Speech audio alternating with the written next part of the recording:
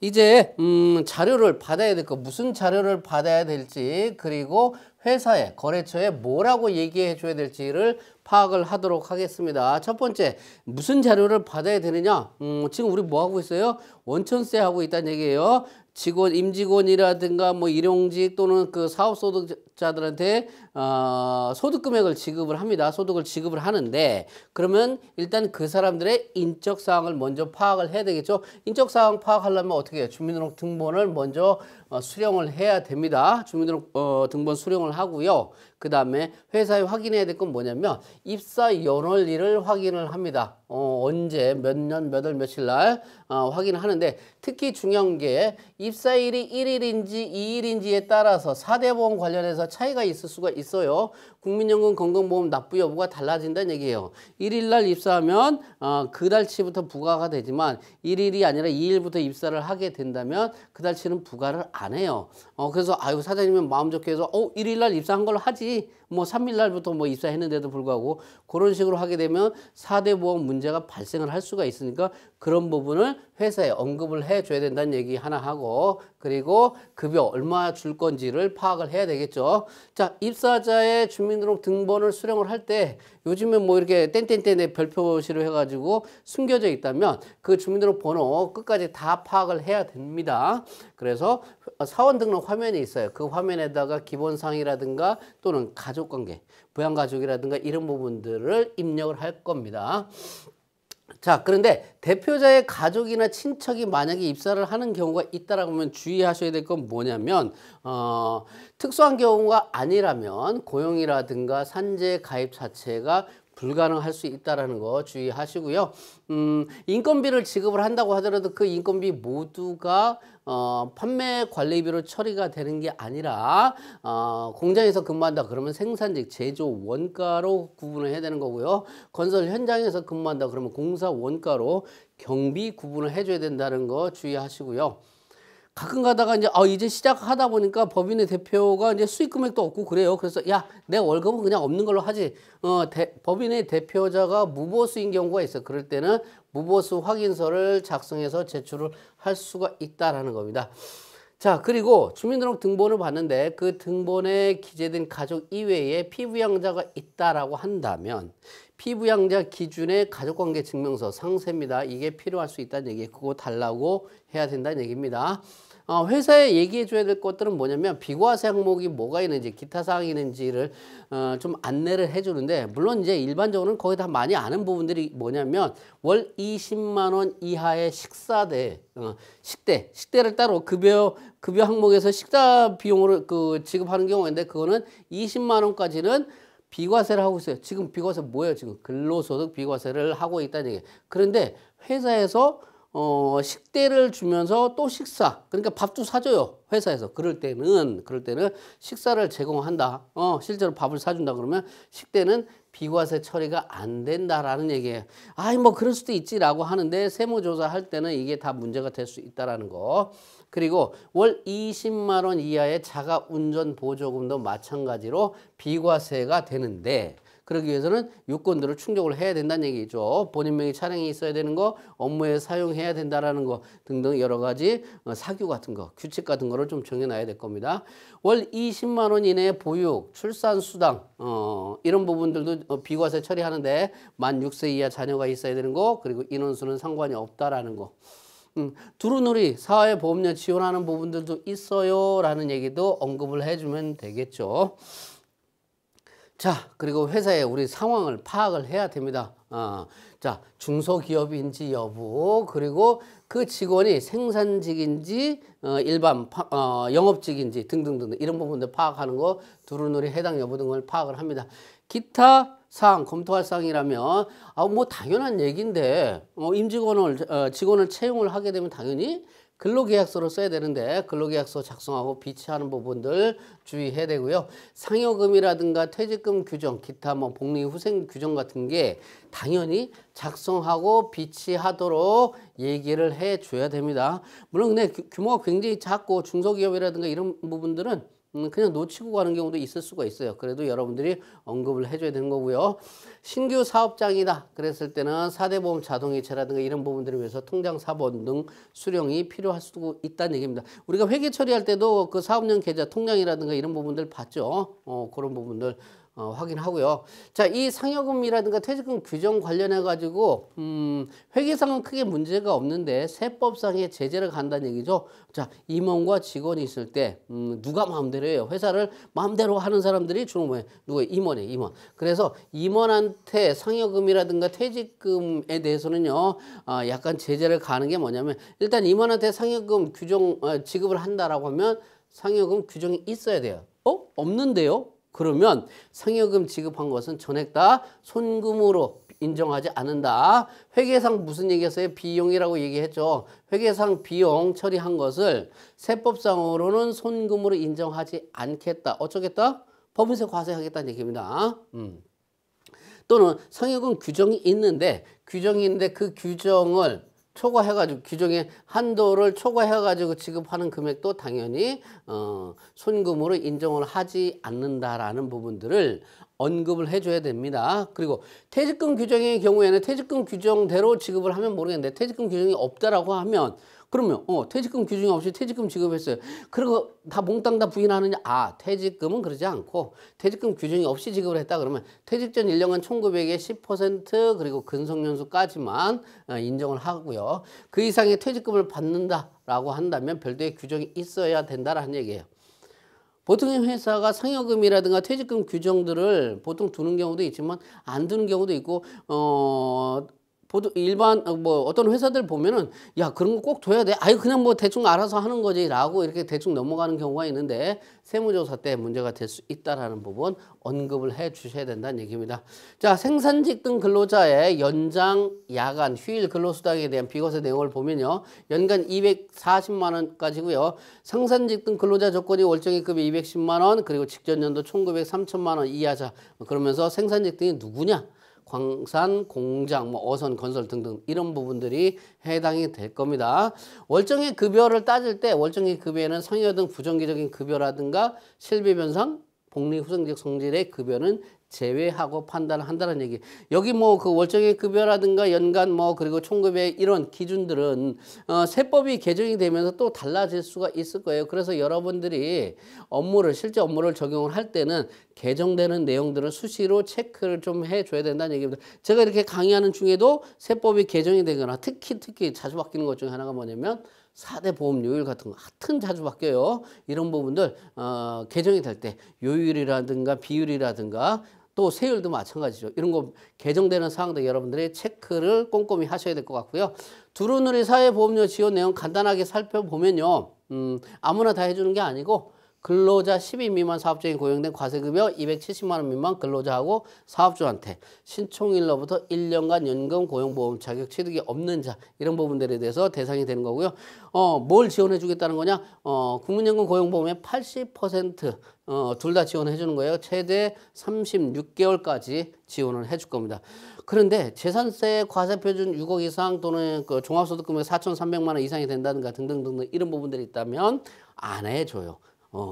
잘 먹고 잘 살잖아. 그렇죠? 그렇다는 얘기고 지원 방법은 납부할 보험료에서 차감한다라는 얘기인데 만약에 4대 보험이 체납한다. 그러면은 지원되지 않는다라는 거 주의해야 된다는 얘기입니다. 자, 그 다음에 이렇게 해서 자료 수령할 거 수령하고 보통 주민등록 등본이라든가 급여 내용이라든가 또 회사 상황 파악하고 그리고 회사에 상담할 내용 상담해주고 하면 이제 세팅 작업이 들어가는 겁니다. 뭐부터 할까요? 환경 설정부터 하는 겁니다. 환경 등록부터 하는데 이 환경 등록 화면은 인사급여로 가는 거예요. 인사급여. 우리는 회계 쪽에서는 회계관리 재무회계 쪽에서 계속 살펴봤는데 우리는 인사급여 쪽에 들어와서 지금 원천세 작업을 따로 하고 있어요. 근로소득관리, 기초정보관리, 환경등록이라고 돼 있는데 환경등록 저기서도 봤는데요. 회계편에서도 오케이 거기에서도 있어요. 그러니까 회계관리에서도 동일한 메뉴가 있다는 얘기예요. 회계관리 쪽에서도 환경등록이 있고 인사급여 쪽에서도 환경등록이라는 화면이 있어요. 뭐야 이거 화면이 다른 거 아니에요? 똑같아요. 똑같아. 그러니까 어느 화면에 들어가도 상관이 없다라는 얘기입니다. 어떻게? 전체 탭, 그리고 회계 탭, 인사급여, 법인, 영업 탭 이런 식으로 돼 있는데 우리는 지난번까지는 회계 시간에는 회계 탭을 주로 살펴봤던 거죠. 자, 환경 등록이라는 게 뭐냐면 원천징수 업무를 처리해요. 그런데 계속 반복적으로 또는 규칙적으로 발생하는 이런 부분들이 있다면 미리 시스템 환경을 설정을 해 놓은 거예요. 필요한 환경을 설정해서 좀 빠르게 업무를 처리한다든가 정확하게 업무 처리한다든가 그렇게 도움이 되도록 환경 설정을 한다는 얘기입니다. 회사의 상황에 따라서 설정합니다. 그런데 특별한 상황이 없으면 기본적으로 설정된 내용대로 사용을 하시면 될 것 같고요. 인사급여 할 때는 회계연도는 여러분들이 잘 체크하는데 인사급여는 회계연도하고 같이 연동돼서 움직이질 않아요. 인사급여 작업연도는 여러분들이 요거 잘 확인을 해야 된다는 얘기입니다. 인사급여 작업연도로 확인하고요. 작업연도를 변경한다 그러면 어떻게 하라고 했어요? 더블 클릭해서 변경을 해주면 된다는 얘기입니다. 그래서 인사급여 탭 이렇게 쭉 이렇게 나와 있는데 자, 처음부터 보면요. 자, 사원 코드 형태는 어떻게 할까요? 보통 뭐 숫자로 이렇게 합니다. 문자로 하는 경우도 있는데 보통 다 숫자로 하고요. 급여 산정 기준일 사용 여부는 보통은 이제 미사용으로 합니다. 그 사용으로 설정할 수 있는데 가급적이면 미사용을 선택해도 상관이 없을 것 같고요. 급여 지급 형태는 어떻게 될 거냐? 당월 급여를 당월 지급 이렇게 선택을 했는데요. 당월 급여를 다음 달 지급 이런 부분들이 있을 수 있다라는 얘기입니다. 급여 지급 일자가 있는데 급여 지급 일자 언제 정기 급여 지급 일자를 미리 설정해 놓으면 급여 자료 입력해서 따로 급여 자료 입력 화면이 있어요. 거기에다 이제 급여를 입력을 할 거예요. 거기에 급여 일자를 따로 입력할 필요가 없다는 얘기인데 뭐 입력해도 되고 안 해도 되고 상관없고요. 급여 자료 입력 화면이 보면 구분별 입력. 첫 번째는 구분 없이 입력, 두 번째는 구분별 입력이는데 구분별 입력은 뭐냐면 급여도 있고 상여도 있고 여러 가지 있다는 얘기죠. 그것들을 구분해서 입력하는 이런 방식을 취하겠다라는 얘기. 그리고 급여 입력 방법. 요거 입력 방법 보면 리스트 방식이 있고 뭐 여러 가지 또 다른 방식이 있는데 입력을 현재 재직 중인 사원이 몽땅 다 나오는 방식, 보통 이제 리스트 입력 방식을 선택을 합니다. 뭐 다른 건 뭐 큰 저기는 없고요. 9번에 보면 상용직 급여 입력 방식, 보통 이제 월별로 하죠. 기본입니다. 일괄로 하는 것은 일괄로 급여를 다 입력하겠다고 언제 얘기하는 거예요? 연말정산. 연말정산만 대응을 해주는 경우들이 있을 수 있어요. 무슨 얘기냐면 그 매달 급여 신고는 회사 자체적으로 하고 연말정산은 너무 복잡해요. 어려워요. 그거 좀 대응을 해주세요. 라고 세무대리인들한테 의뢰를 하는 경우가 있어요. 그때는 일괄 방식을 선택을 해가지고 하는데 급여 신고까지 보통은 세무대리인들이 다 대응을 하죠. 그래서 월별 기본으로 하면 될 것 같고요. 사회보험 알림 방식 일여하게 되면 알려준다는 얘기고요. 입사 퇴사자에 대해서 사대보험 신고하라고 띵동 이런 식으로 나와요. 알려주고요. 퇴직사업 기타 뭐 이자 배당 입력 방법 뭐 지급기준 귀속기준 이런 부분들 선택을 이렇게 하면 되는데 원천징수하고 관련해 가지고 소득을 지급을 할 때는 원천징수한 후 그 지급일에 속하는 달에 다음 달 10일까지 신고 납부를 해야 되는 게 맞아요. 그렇죠. 그런데 실무상은 귀속시기 귀속 기준. 예를 들어서 1월 급여를 뭐 2월 달에 지급을 했다. 그러면 이거 언제? 3월 10일까지 신고 납부해야 된다는 얘기죠. 보통은 1월 기속은 2월 10일 이렇게 하기도 한다는 얘기입니다. 이게 조금 편리하고 수월할 수 있기도 하는 것 같아요. 자, 이런 부분들이 있다라는 거 보시고요. 자, 사원 등록을 할 때 자, 일단 환경 등록 세팅이 다 됐어요. 세팅이 다 됐으니까 회계편과 마찬가지로 기본적으로 설정된 내용을 주로 사용하면 되고 특별한 회사의 사정이 있다라고 한다면 수정해서 사용하면 될 것 같고요. 지금 설명하는 내용들은 거의 다 패턴이 거의 비슷비슷해요. 회사의 상황 파악하고 그 다음에 환경 설정하고 그 다음에 회계편에서 어떻게 했어요? 회사 등록했어요. 그리고 거래처 등록 이렇게 갔죠. 원천세 편도 마찬가지예요. 원천세에 대한 기본적인 내용, 그리고 회사 상황 파악하는 거, 그리고 나서 환경 설정 세팅 작업하고 그 다음에 회계편에서 봤던 회사 등록과 유사한 게 사원 등록이다라는 얘기예요. 사원 등록하는 거. 그냥 설명하는 패턴이 내용이 흐름이 거의 다 비슷비슷하다는 얘기예요. 자, 사원 등록은 뭐냐? 그러면 사원 등록 말 그대로 사원, 임원, 직원에 대한 인적사항이라든가 이런 부분들을 등록하는 겁니다. 사원에 대한 인적사항, 그러면서 인적 공제해 주는 부분들이 있어요. 부양가족이라든가 이런 부분들. 그래서 그런 부분들, 그리고 국민연금도 4대 보험 관련된 정보라든가 근무처 관련 사항이라든가 이런 부분들을 입력하는 겁니다. 이때 입력으로 뭘 보고 한다고요? 주민등록등본을 주로 보고 입력을 하고요. 혹시라도 뭐 변동이 됐다든가 추가 또는 뭐 삭제가 됐다든가 등등등 이럴 때는 연말정산시 소득공제 신고서를 제출받을 수가 있는데 그것을 참고해 가지고 수정 입력도 할 수가 있다라는 얘기입니다. 그렇잖아요. 뭐 갑자기 뭐 자식을 낳았다든가 갑자기 뭐 결혼을 했다든가 등등 여러 가지 부양가족이 생겼다든가 이런 변동들이 있을 수 있으니까 연말정산 때 그때 다시 수정 작업을 해줄 수 있다는 얘기인데 도대체 뭘 공제를 해주길래 꼼꼼하게 그런 걸 파악하라고 하냐. 자, 기본적인 공제 그리고 추가 공제 이런 부분들이 있어요. 자, 종합소득세 계산할 때 지금 우리는 원천세를 하다 보니까 원천세 대상이 되는 게 대표적인 소득이 뭐예요? 근로소득이죠. 이 근로소득은 종합소득 중에 하나예요. 종합소득, 소득세 편에서 살펴보는데 종합소득은 이자, 배당, 사업, 근로, 연금, 기타 6가지 소득을 합해서 종합소득이라고 하는데 그 종합소득 중에서 근로소득이 포함이 되어 있는 거예요. 그러다 보니까 이 근로소득과 관련된 기본공제, 추가공제 사항은 종합소득세 편에서도 또 언급이 되는 거예요. 자, 종합소득세 계산을 할 때 소득자한테 기본공제 대상자가 있으면 기본공제하고요. 추가공제를 적용을 합니다. 그러면 어떻게 되는데? 내 소득금액에서 공제를 해주니까 소득금액에서 공제해주면 어떻게 된다고요? 내가 내 세금이 줄어드는 거야. 오케이? 그렇죠? 그러니까 공제 대상자를 잘 파악하는 게 중요하겠죠. 근데 잘못해가지고 공제 대상자 잘못 파악해가지고 과다하게 부당하게 공제받으면 어떻게 되겠어요? 세금 내, 토해내라고 얘기하겠죠. 그래, 그럼 안 냈던 거 내지. 그것만 내면 되나요? 아니요. 거기다 가산세까지 또 따르게 된다는 얘기. 그러니까 정확하게 처리해서 공제 받을 거, 혜택 받을 거 다 받고 잘못 공제받거나 그러지 않도록 주의해야 된다는 얘기입니다. 누구 책임이에요? 여러분들 책임이다는 얘기예요. 여러분들, 관리하는 여러분들이. 자, 사원 등록의 자료를 입력 시 본인만 하는 게 아니고 가족들도 다 하는 거예요. 부양가족 공제가 되니까. 그럼 어떻게 공제해 주는데? 자, 일단 기본공제가 있고 추가공제가 있는데 기본공제는 어떤 사람을 공제해 주느냐? 본인, 배우자, 직계존속, 직계비속, 형제자매 1인당 150만 원을 공제를 해줄 거예요. 1인당 150만 원. 자, 그랬을 때 공제하는 게 요건이 있다는 얘기예요. 나이 요건도 있고 소득 요건도 두 가지가 있어요. 일단 나이 요건은 기본적으로 위로 60세, 아래로 20세 이렇게 생각하면 돼요. 그래서 자, 본인과 배우자, 본인은 나이 제한이 없겠죠. 배우자는 나랑 같이 평생 살아가는 사람이니까 이 사람도 나이 제한은 없어요. 나머지는 전부 다가 위로 60세, 아래로 20세. 요거 생각하면 돼. 그러면 20세부터 60세 그 사이는 뭐야? 야, 그때는 벌어서 살아야지, 벌어서. 그래서 공제 안 해준다는 얘기예요. 그렇죠? 자, 직계존속 60세 이상, 직계비속은 20세까지, 형제자매도 마찬가지. 이렇게 된다는 얘기예요. 그러면서, 이 부양가족들이 돈을 벌고 있네? 야, 그러면 네 돈 벌어서 네가 내라? 그럼 공제를 안 해줘요. 얼마? 소득 요건은 연간 100만 원이야. 연간 100만 원이에요. 연간 소득이 100만 원이 넘어가게 되면 공제 안 해준다는 얘기예요.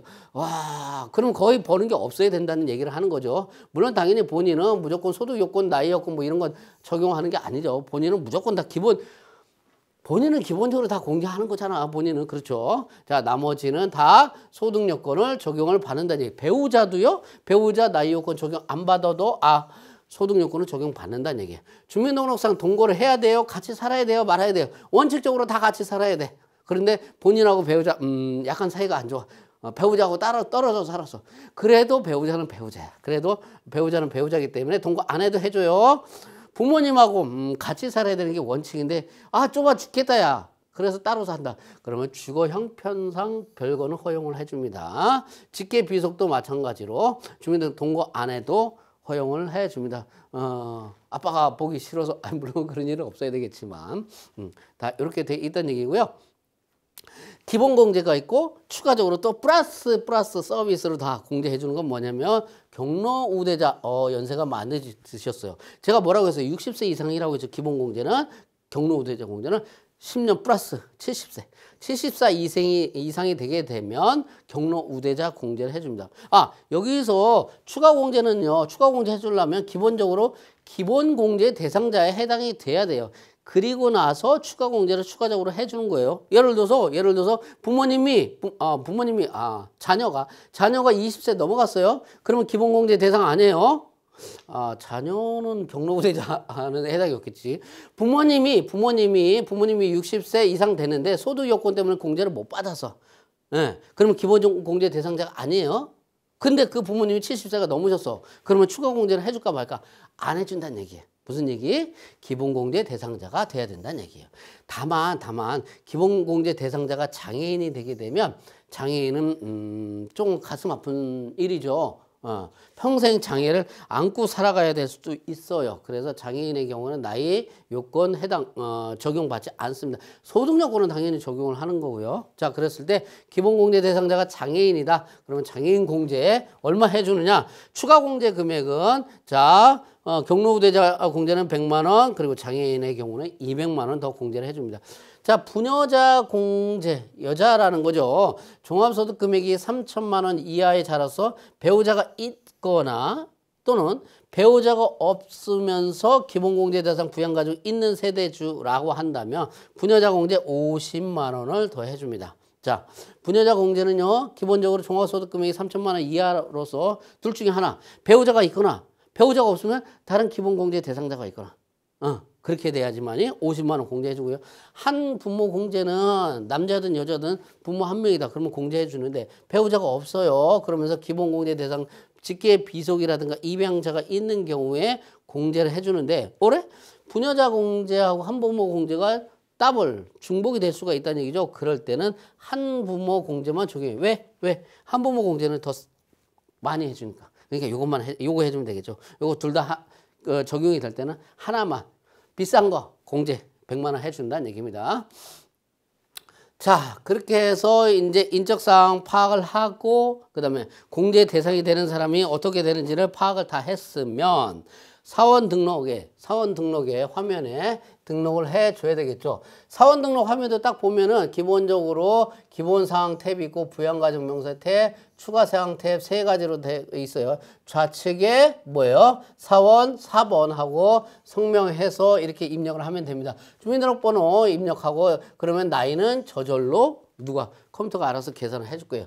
자, 입사 연원일 주의하라고 제가 얘기를 했어요. 1일이냐 아니냐 이 부분 따지면 되는데 원래 원칙대로 하면 되는데 사장님들은 혹시 마음이 좋아서 월 중간에 입사했는데 1일 날로 입사를 하는 걸로 할게요. 사장님 이런 부분들이 있어요. 알고 계세요? 그러면 내가 그렇게 안 하지 라고 할 수가 있기 때문에 여러분들이 언급을 해 주십사 하는 거고요. 자, 일단 기본적인 사원등록 입력 방법 기본사항 탭부터 이렇게 보게 되면 여기 입사 연월일 이렇게 돼 있고요. 내국인 외국인 보통 이제 내국인이겠죠. 외국인이라고 한다면 뭐요? 외국인 국적 체류 국적이 있어요. 요게 클릭해가지고 체류 자격이라든가 이런 부분들 뭐 비자 종류 뭐 이런 거 검색해가지고 여러분들이 해야 된다는 얘기고요. 단일 세율 적용하는 거 8번에 어디 있는데 단일 세율 적용하는 이건 뭔 말이냐? 단일 세율의 경우에는 외국인 근로자의 경우 19% 단일 세율을 적용을 받을 수 있다는 얘기예요. 기본적으로 종합소득세 세율, 근로소득세 세율도 종합소득세 세율하고 똑같아요. 6%에서 45% 그리고 공제해주고 왔다 갔다 막 복잡하게 돼 있는데 이거 다 필요 없고 그냥 19% 단일로 마치 부가세 세율처럼 단일 세율로 적용을 하자. 이렇게 적용을 받으려면 요거 선택을 한다는 얘기고요. 그리고 생산직 등 여부를 체크를 해줍니다. 일정 요건을 충족하는 생산직 근로자 뭐 하려고? 연장수당 비과세 여부를 체크를 하려고 해주는 겁니다. 자, 그랬을 때 계속 근로자라고 한다면 뭐가 있냐면 F8 전년도 불러오기가 있는 여기 있네. 요거 제가 요렇게 체크를 하는데 F8 전년도 사원 정보 불러오기 하면서 역삼각형 밑에 하부 메뉴가 있다고 했어요. SF8 전년도 총급여를 클릭해서 불러오기 반영을 하면 일정 금액 이하여야 되니까 전년도 급여 이런 부분이고요. 그러면 신규 입사자는 어떻게 할 거냐? 혹시라도 전근무지 총급여액은 직접 입력을 해줘야 된다는 얘기입니다. 내가 여기 기록 관리를 안 했으니까. 우리가 계속 근로자에 있다면 계속해서 기록 관리 했으니까 불러와서 반영을 하면 되는데, 신규 입사자의 경우 전근무지 총급액을 입력하고, 전에서 내가 급여 받은 게 없네요. 그러면 입력할 게 없겠죠. 이렇게 해서 기본사항 탭 입력을 해주고요. 그리고 자 12번부터 국민연금부터 해서 쭉 요거 산재보험까지는 보수월액을 입력을 해주잖아요. 기본적으로 4대 보험 부담분이라든가 이런 부분들이 자동적으로 반영이 됩니다. 자동적으로 반영이 되고요. 사실은 실무상으로는 그 고용보험 적용만 보통 이렇게 하는데, 요즘에는 이제 그 EDI라고 해가지고 4대 보험 관련된 정보를 다 받아볼 수 있어요. 그래서 4대 보험 정보를 그다 파악을 해가지고 실제 공단에서 매월 부과되는 이 부분을 확인을 합니다. 그래서 급여 대장에 직접 입력을 합니다. 자, 다시 보수 월액을 여기다 입력을 해주면 기본적으로 이런 부분들이 다 계산이 되는데, 계산돼서 그냥 반영이 되는데, 일반적으로는 EDI 4대 보험 매월 부과되는 이 부분도 확인해 가지고 직접 입력한다는 얘기고요. 그 다음에 여기 대표자 여부를 체크를 합니다. 대표자 여부를 체크를 하는데, 대표자는 4대 보험 중에서 우리 아직 4대 보험을 안 배웠지만 원천세 끝나고 나서 4대 보험 이어서 할 거예요. 4대 보험 중에서 대표자는 고용보험을 적용하지 않는다는 거. 자, 여기 퇴사 연원일이 있는데, 퇴사 연원일은 회사에서 근로자가 퇴사를 할 때는 반드시 퇴사 연원일을 입력을 해줘야지만이 연말정산이라든가 퇴직소득 원천징수 업무로 연결이 된다는 얘기고, 그리고 퇴사 연원일을 입력하는 순간에 이 직원에 대해서는 색깔이 분홍색으로 바뀔 거예요. 분홍색 색깔로 구분해서 그만둔 사람이에요. 이렇게 표시를 해준다는 얘기죠. 퇴사 직원에 대해서 4대 보험 상실 신고 이런 거 해줘야 되는 거고, 퇴사 직원에 대한 사원 정보를 다음 년도 이월 할 경우 여기다가 체크를 해주면 됩니다. 마감 후 2월 메뉴에서 뭐 F6 퇴사자 포함 2월하고 F4 마감하는 이런 부분들이 있다라는 겁니다. 자, 그렇게 해서 기본사항 탭이 작성이 됐으면 그 다음에는 부양가족 명세 탭으로 가는데, 전년도 정보 있으면 불러오기에서 반영을 할 수가 있다는 얘기고요. 자, 기본공제 대상자 및 추가공제 대상자, 기본공제라든가 추가공제 대상자의 정보를 등록하는데 지금 뭘 보고 하고 있어요? 주민등록 등본, 인적사항, 주민등록 번호라든가 이거 보고 파악을 하는데, 자, 그런데 부양가족 공제 대상이 아닌 경우도 있어요. 그래도 관련되는 정보는 가급적 모두 다 입력을 합니다. 소득 연령이라든가 소득 조건이라든가 연령 조건이 적용이 돼가지고 공제를 못 받는다고 하더라도 신용카드, 기부금, 의료비 같은 거는 연말정산 시 공제가 될 수 있기 때문에 어차피 공제 안 된다고 해서 막 할 게 아니고 일단 다 등록을 합니다. 등록을 하고요. 여기 기본공제라든가 이런 부분에서 체크를 해주면 되고, 이렇게 부녀자, 한부모, 경로우대 장애인이냐 아니냐, 장애인이라든가 이런 부분들은 스스로 체크를 또 해줘야 되겠죠. 나머지는 자동적으로 체크가 될 겁니다. 자, 부양가족 명세에서 혹시라도 누락이 되면 언제? 연말정산할 때 추가적으로 등록을 할 수 있다는 얘기예요. 그때 연말정산 추가 자료 입력이라는 화면이 따로 있어요. 거기서 부양가족 명세 탭, 거기서 추가 등록을 하면 이쪽으로 다 반영이 된다는 얘기입니다. 그렇게 해서 부양가족이 기본공제 대상자에 해당하지 않아도 특별세액공제 등이 적용되기 때문에 기본공제란에 여기에 기본공제 부 요거 이런 식으로 해서 선택해서 기본공제를 배제하면 될 것 같아요. 일단 다 등록은 다 합니다. 자, 그랬을 때 연말관계, 이 연말관계는 나를 중심으로 해서 내가 속사 보내는 0, 직계존속은 1, 배우자의 직계존속은 2, 배우자 4번은 직계비속이고 5번의 직계비속 4는 제외한다는 얘기는 뭐예요? 손자, 손녀, 외손자, 외손녀를 얘기하는 겁니다. 그리고 뭐 나머지 이렇게 쭉 보면 되는데, 뭔 코드를 입력해야 되는지 여기 상세 내용이 나와 있고요. 그러면서 이제 밑에 부양가족 공제 현황이 쭉쭉 다 집계가 될 겁니다. 그러면서 내가 세대주냐 아니냐 체크를 좀 해주면 되고요. 그래서 본인하고 배우자 뭐 있느냐 없느냐, 경로대 뭐 20세 이하는 몇 명 되느냐 이런 식으로 자동적으로 집계가 돼서 보여지는 것을 볼 수 있다는 얘기고요. 자녀세액 공제라든가 이런 부분들은 컴퓨터에서 알아서 자동 계산해 준다는 얘기예요. 상세한 내용은 뭐 소득세 편에서 인적공제, 특별공제 할 때 또 다시 언급을 해줄 거고요. 여기에 직원 관련해서 특이사항이라든가 이런 게 있다면 메모란에다가 이 직원은 못생겼어요. 막 이런 얘기가 아니고 이 직원에 대해 특별한 어떤 적용돼야 될 그런 사항들이 있다면 관리해야 될 거 어디다가 노트에다가 뭐 이렇게 끄적끄적 걸어놓으면 잊어버린다는 얘기죠. 일단 메모해서 관리를 해놓으면 평생 계속 볼 수 있다는 얘기죠. 그래서 편리하다는 얘기입니다. 자, 부양가족 명세 그리고 보면 여기에 F7, F7 추가 공제 여기를 보면 선택한 사원이라든가 부양가족의 주민등록번호를 기준으로 해가지고 추가 공제 여부를 자동으로 표시하는 그런 기능입니다. 미완료된 사원에 대해서만 적용을 할 거고요.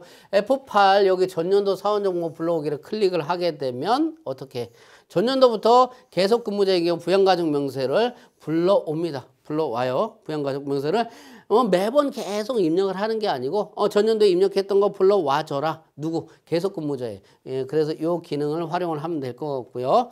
사원 등록에서 마감 후 2월 하면 부양가족 명세도 당연히 2월이 되는데 2월 하지 않았을 때는 이렇게 해서 불러오기 해서 반영을 해주면 된다는 얘기고.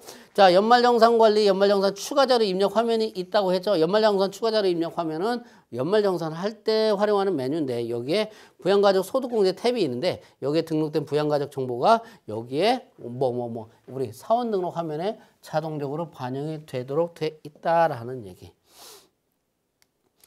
자, 그렇게 되고요. 그 다음에 추가사항 탭으로 가게 되면 자, 우리의 기본사항 부양가족 명세 추가사항 탭인데 추가사항 탭으로 가게 되면 뭐 특별한 적이 없어. 이메일 입력해 준다 그러면 휴대폰이나 이메일 어디 가서 어디 없나? 여기 있네, 여기. 휴대폰이라든가 이메일을 입력하게 되면 급여자리 입력 화면 상단에 SF8 모바일을 클릭을 하게 되면 급여명세서 작성한 것을 어떻게 모바일로 또는 문자 메시지로 이렇게 전송을 해줄 수 있다는 얘기. 편리하죠. 어떻게 개별적으로 하나하나 문자 메일 보낸다든가 이런 게 굉장히 번거롭죠. 그래서 이런 기능을 활용할 수 있다는 얘기. 급여명세서 보낼 때. 자, 그리고 자, 회계 처리 급여 요 부분은요. 이 직원이 급여가 나가는 게 뭐예요? 판매 관리비냐? 그리고 제조 경비냐, 공사 경비냐 이런 부분들 구분을 해 놔야지만이 회계 처리할 때, 분기할 때 판매 관리비는 일반직 영업직 직원에 대한 급여는 어디로 가? 판매 관리비로 갈 거고요. 생산직 직원에 대한 급여는 어디로 가요? 제조 원가로 가야 된다는 얘기예요. 그렇죠. 공사 현장에서 근무하는 직원에 대한 인건비는 어디로 가요? 공사 원가로 분류가 돼야 되기 때문에 여기에서 체크를 딱 해줍니다. 여기서 체크를 해주는 거고요. 회계처리 급여가 이런 부분들입니다. 그리고 중소기업 취업 감면에 대해서는요. 중소기업에 대해서 취업하는 청년들에 대해서 감면을 해줄 수 있다는 얘기입니다. 여기다가 감면 여부 체크해가지고 하는 거고요. 감면 입력은 첫 번째는 급여 입력할 거냐 연말 입력인데 매월 급여에서 공제하는 방식 그리고 연말에 한꺼번에 공제하는 방식 어떤 걸 선택할 거냐 해가지고 여러분들이 적용을 하면 되고요. 여기 소득세 적용률이라고 돼 있죠. 12번. 소득세 적용률은 원천징수세액 적용비율 보통은 매달 100%를 공제를 하죠. 원천징수를 하죠. 간이세액 적용표에 따라서 원천세를 100%를 징수를 하는데 나는 좀 적게 냈다가 나중에 연말정산하면서 세금 더 토해낼래 할 때는 뭐 80%만 내가 세금 원천징수 하겠다 이렇게 선택을 할 수도 있고요. 나는 더 냈다가 연말에 환급을 왕창 받아서 목돈을 챙길래 하는 사람들 내가 100%가 아니라 120% 그러니까 세금을 더 내고 가는 방식. 그러니까 덜 내고 가는 방식 원래대로 100%로 할 거냐 아니면 덜 내고 갈 거냐 더 내고 갈 거냐 이 중에 선택을 다 할 수 있다는 얘기예요. 여러분 같으면 어떻게 선택을 할까요? 그냥 기본적으로 뭐 100%가 되겠지만 예를 들어서 저 같은 경우는 80%를 합니다. 연말에 가서 낼 때 내더라도 나는 일단은 지금은 적게 내고 가겠다라는 방식을 저는 선호하는데 어떤 사람은 120% 선택해서 연말에 왕창 한꺼번에 환급받겠다라는 분이 계신데 뭐 그거는 알아서. 자, 두루누리 사회보험 여부에 체크하는 것은 사회보험이 적용되는 경우 고용보험이라든가 이런 부분들 적용률을 등록을 해주면 된다는 얘기입니다. 추가사항 탭 하고 있는 거고요. 자, 중소기업 취업 감면에 대해서 제가 간단히 얘기했는데 취업일 현재 15세부터 34세 이하인 청년이어야 되고요. 취업일 현재 60세 이상 그리고 장애인이라든가 경력 단절 여성에 대해서 적용을 하는데 이때 중소기업에 대해서 중소기업은 뭐예요? 중소기업 기본법상 중소기업이면서 비영리법인도 포함을 해요. 다만 전문 서비스업이라든가 보건, 금융, 주점, 알코올, 커피, 교육 서비스, 협회단체, 유원지 오락 관련 얘네들 여기서 근무하는 사람들은 아닙니다. 그 외에는 중소기업에 대해서는 중소기업 취업 감면을 해준다는 얘기고 감면의 한도는 150만 원이고요. 회사의 근로자가 회사에 감면 신청서 제출을 합니다. 그리고 원천징수 의무자는 중소기업 취업 청년에 대한 감면 대상 명세서를 세무서에 제출을 하도록 하고 있고요. 감면에 해당이 된다고 하더라도 기본적으로 원천세 이행사항 신고서에 보면은 인원이라든가 총급에는 포함되어 있는 것을 볼 수가 있습니다.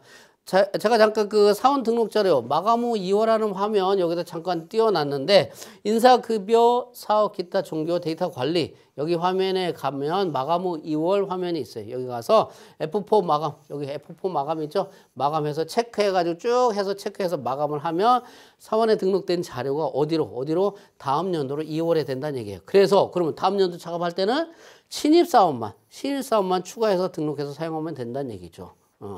그런데 2월 하는 연도에 차기 연도죠. 다음 연도죠. 급여 등 데이터가 있으면 2월이 안 되니까 차기 연도에 급여라든가 이런 거 입력하기 전에 마감 후 2월 이것을 먼저 해줘야 된다는 얘기예요.